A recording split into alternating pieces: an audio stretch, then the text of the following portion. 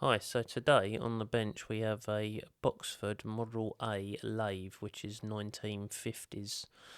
So she's due a restoration, she's tired, and as we go through this video you will notice that there are things that are either worn or broken on it.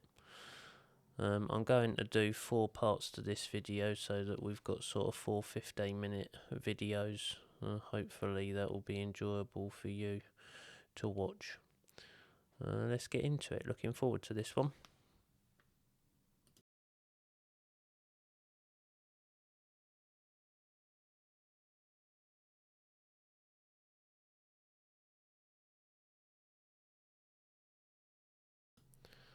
So here you can see me removing the motor from the motor mount. At some point the original has disappeared and someone's replaced it with this aftermarket Clark motor. But I've been assured that it was running the lathe perfectly okay from the gentleman that I bought it from. So obviously when we strip it down it will be serviced and whatever, and I'm going to run with it and hopefully it will be trouble free. Here I'm removing the tower so I can separate the actual motor mount plate from the pulley tower. Here I'm removing a grub screw that holds the pulleys to the shaft.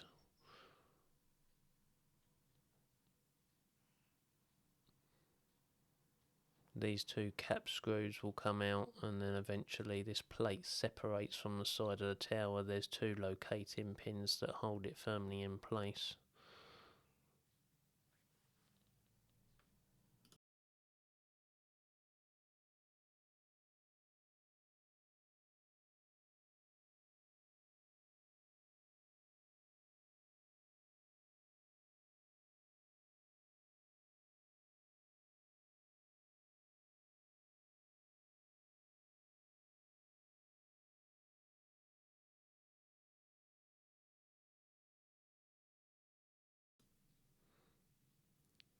Now that I've removed that plate, I'm able to take the cover cap off this side. There was a slight burr that was holding the pulley on the shaft, so it needed a gentle tap just to loosen it up where the grub screw had nipped down onto the shaft, and that allowed me to remove the main shaft. This bearing will be replaced, it's running quite rough.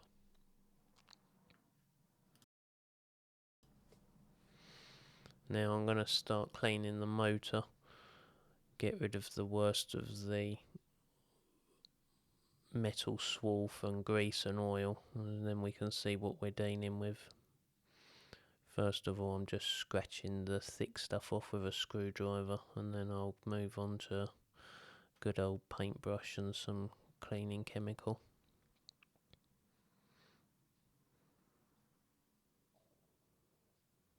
This is a therapeutic part of restoration.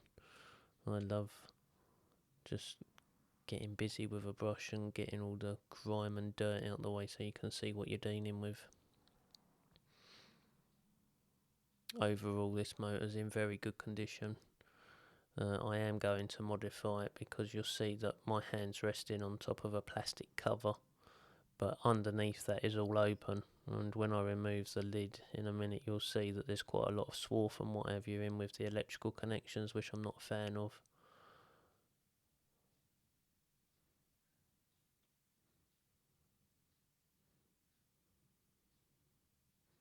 So we're going to avoid that from happening in the future.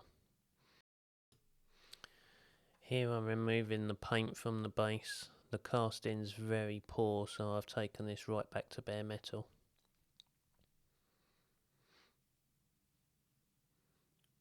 And here I opted for some paint remover, and I just lavishly plastered everything that wanted to go back to bare metal in it. Here you can see me removing the gears.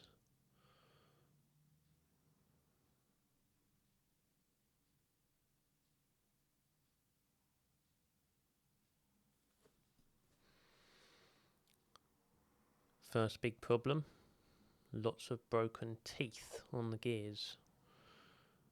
I believe this has happened where people have put it into gear and then tried to get the chuck off, or possibly crashing the carriage into the head.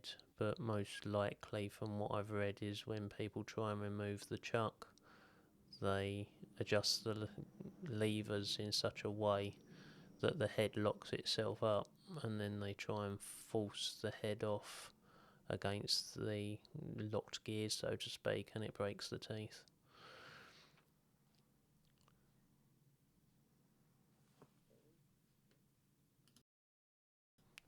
Once you've removed this shaft, you can then pull out the internal shaft that it runs through, and you'll see that this has 2 gears on it. It's a solid piece, and there's the damaged teeth.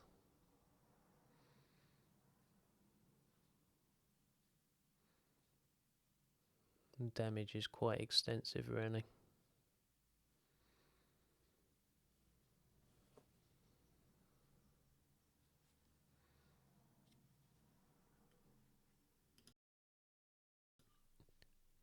Here I'm removing the reverse forward gear set.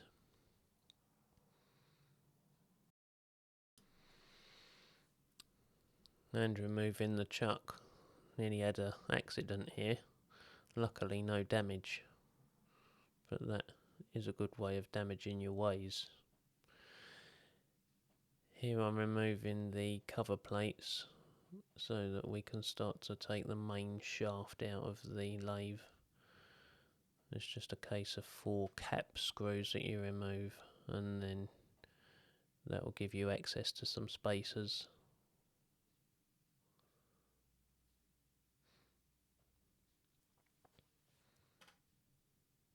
There's one of the bearings, and now you can gently hold the gears inside the actual head and then remove the shaft from the gear set.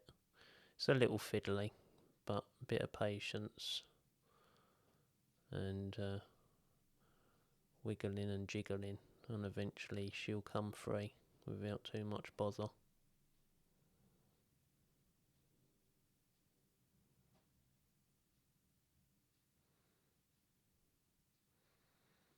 And there we have it, 1 shaft.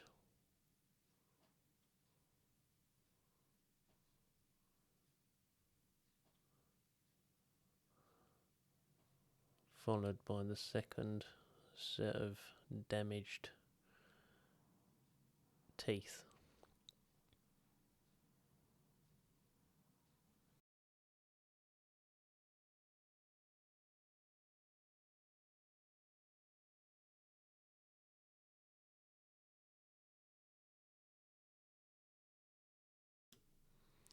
Now the paint strip has had about 40 minutes to work. You can see it's blistered quite nicely, and it's just a simple case of scraping it all off to get it back to bare metal. Not the best job in the world, but certainly not the worst either.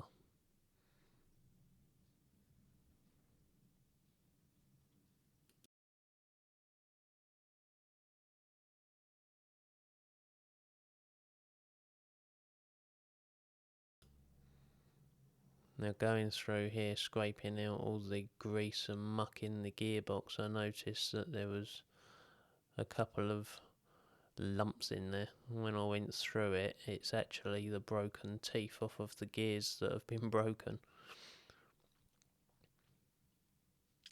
This is the side door plate tower and various different components that are all now back to bare metal. The side door is aluminium, and again the casting was shocking. Once I'd got all the filler out of it, I decided that I would actually try and get everything sort of in check to start with. So I used an aggressive sandpaper and file and just went through all the casting marks and tried to get the worst of it out to start with, and then after that I could just put a small amount of filler to make it look cosmetically nice and level it up.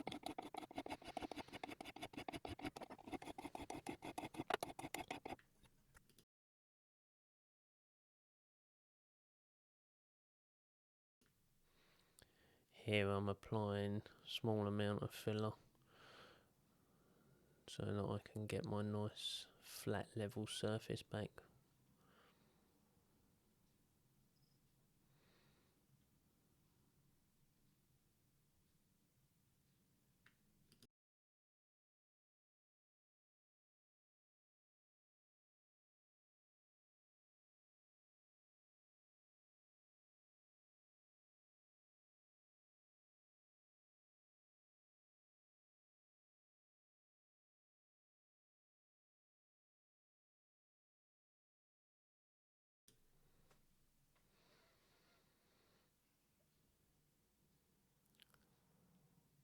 Removing the rods that the motor mounts slide along. And they're just held in by a simple grub screw. And the same with the quick set adjustment for the tension on the motor mount and belt pulley. This is a grub screw that you remove, and then the whole quick set shaft will remove out the front of the lathe.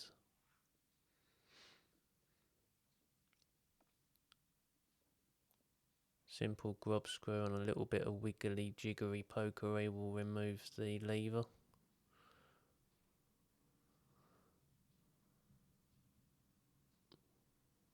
That then allows the shaft to be pushed out from the back. Let's just select a fork for the gear change. Removing the lead screw bracket is quite straightforward, just 2 cap bolts which undo, and then once you've removed that, you will then be able to gently slide the lead screw out of the carrier the other end.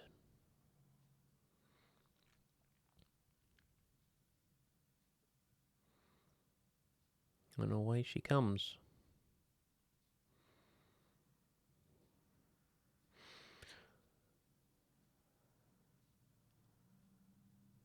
On the lathe body itself, I decided that I would take the paint back to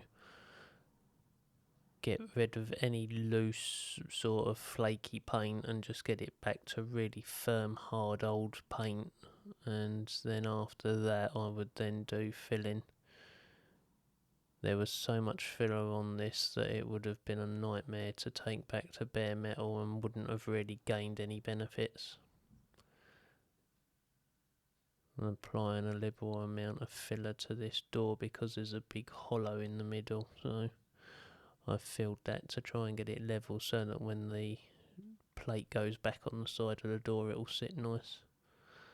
And then everybody's favourite job, sanding. I hate sanding, but you need to do it right to make the finished job look good. So as much as it's boring and hard work, you really do need to put the effort in to get it nice and smooth and level. And it pays off.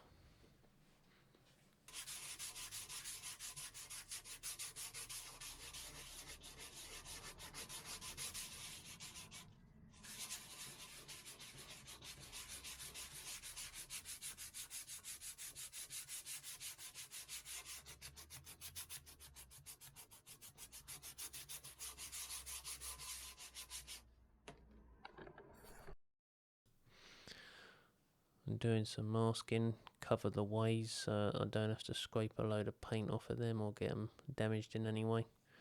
And then it's a case of getting some undercoat on.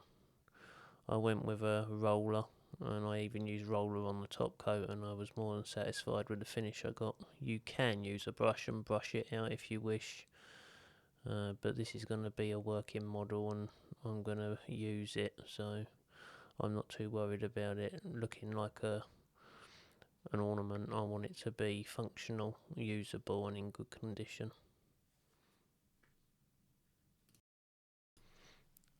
Stripping down the tailstock now, get all the components off of it. I did find a couple of issues. The actual main shaft off the lever is bent, so that needs addressing. This lever there, that shaft's bent. Thanks for watching so far, and please keep a lookout for parts 2, 3 and 4. If you got any questions, sling them in the comments and I'll do my very best to answer them. Take care.